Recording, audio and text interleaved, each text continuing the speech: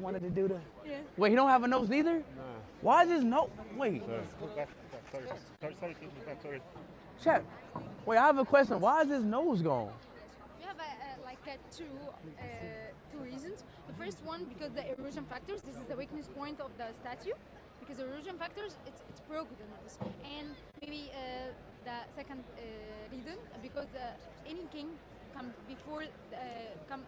after this king, tried to broke his nose to be the strongest one. Oh. So just the ego thing, huh? Yes. Take care you don't fall into the water. Guys, you can see that everything I teach you about ancient Egypt here on my page, Ebenezer Heru, is revealing itself. You can see the treachery, the mischief, the shenanigan, the hocus pocus and jiggery-pokery on the face of that young Arab lady in the Cairo Museum. It is very obvious that the young lady in the Cairo Museum could not give a direct answer to the question that Ishowspeed was asking her. Please do me one favor. If you are following Ishowspeed, tag him to this video for him to see the reasons why that young Arab lady could not answer his question. She knew very well that if she told him the truth of how her ancestors invaded Egypt and broke the nose of the African artifacts, people will stop going to Egypt to pay stupendous amount of money to see those beautiful artifacts built by the ancient African Egyptians. And of course, we know that her job will be at stake. Guys, let us get this right.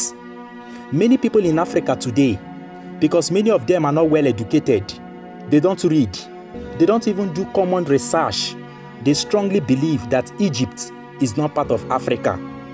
Some even believe that the people in Egypt today are the original Egyptians. It is so sickening and disgusting that even black people in Africa believe this mendacious mendacity. Guys, let us dive deep into this imperative discourse. We know that Egypt was invaded, and the people in Egypt today are not Egyptians. They are not native to Egypt, and they have no claim to the civilization of ancient Egypt. We know that the original Egyptians are Africans who came from Nubia, from Ethiopia, from Sudan, and from different parts of Africa, who came together in unity to build the civilization of ancient Egypt. Even the name Egypt was named Kemet. And what is Kemet? It means the land of the blacks, because the original Egyptians understood that a time will come that they will be invaded, so they named their land based on the color of their skin. I need people to understand that Egypt was first invaded by the Hyksos from Asia around the 13th Egyptian dynasty, precisely in 1675 BCE, and they ruled a part of Egypt for 108 years. It was invaded by the Greeks under Alexander the Great around 332 BCE, and they ruled for 300 years. It was invaded by the Romans in 30 BCE, and they ruled for 600 years. It has been invaded, plundered, and its civilization plagiarized and distorted by those she gave civilization. Egypt was the center of learning and education, and people all over the world came to Egypt to be educated. The Greeks spent years learning in the Egyptian mystery system, and they were the first Europeans who were civilized by the African Egyptians. Socrates, Thales, Plato, Aristotle, Pythagoras, Hippocrates, you name it, they all came to Egypt to learn on the feet of our black African Egyptians. During this time, there were no Arabs. The Arabs came to Egypt in the 7th century AD, around December 639 AD. They invaded in 640 and conquered Egypt and North Africa in 641 AD.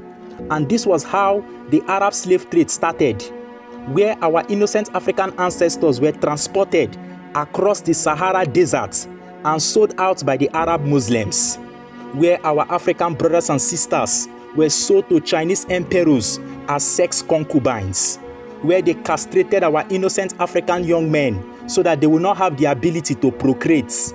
Let me tell you, from the 10th to the 19th century, 7,000 to 10,000 Africans died each year before reaching the Zanzibar slave markets. The Africans who could not move because of tiredness from the long journey in the desert were unalived by the Arab slave masters.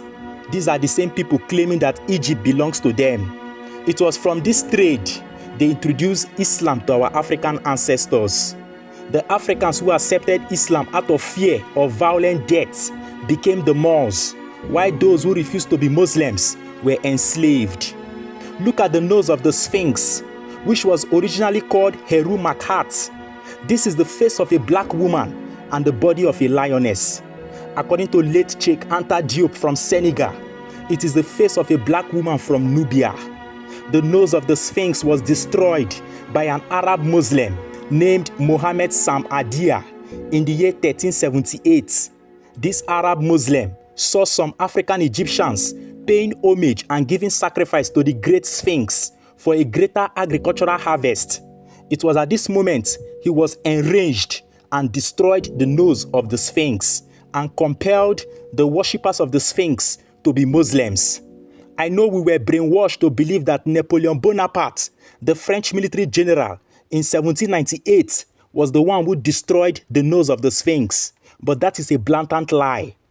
They are sending their Arab anthropologists and archaeologists to the tombs, to the pyramids and to the graves in Egypt to repaint the artifacts and mummies of our black African ancestors from black to white in order to deceive the next generation of Africans that Egypt is Arabic. Did you know that when the late great Senegalese historian, late Sheikh Anta Diop, saw the remains of the great Pharaoh Ramesses for the first time, the Pharaoh was very black, melanated and Africoid. But when he went back to ask for the release of the mummy of Pharaoh Ramesses, the Arab Egyptians refused to provide his remains for the professor to carry out his research. Few years later, they brought Ramesses out of the Cairo Museum in Egypt, and to our surprise, the Pharaoh has become very white with Caucasoid features. This is how they continue to repaint our civilization and the legacies of our ancestors from black to white. Now, the place you call Middle East is nothing else but a mere political jargon. There is no such thing or place as Middle East. What you call Middle East was created during European World War I and European World War II just to take Egypt out of Africa, because they don't want people to know that the great civilization of Kemet was built by black people. Look at Mesopotamia in Sumeria, which is present-day Iraq, where they tell you the mythological story of the Anunnaki beings coming from the planet Nibiru to Earth in order to mine gold to save their planet from a natural catastrophe. All those areas were first dominated by black people. The founder of Sumer was a black man named Nimrod, who is the son of Cush, and Cush is present-day Sudan and Ethiopia. Many of you don't have any iota or modicum of idea about these things because we are distracted by entertainment and things that gives us cheap dopamine. Don't forget to get a copy of the book, the updated version of the book which I wrote and authored, The Untold History of the Black Race and the Fall of African Civilization, Volume 1 and Volume 2, highly updated. It is only in PDF format. This book will give you more details and information about the history of our past and many of our ancient knowledge buried by the invaders and colonizers. Subscribe to my YouTube channel today at Ebenezer Heru and follow me on Instagram at Ebenezer Heru. Peace and one love, my people.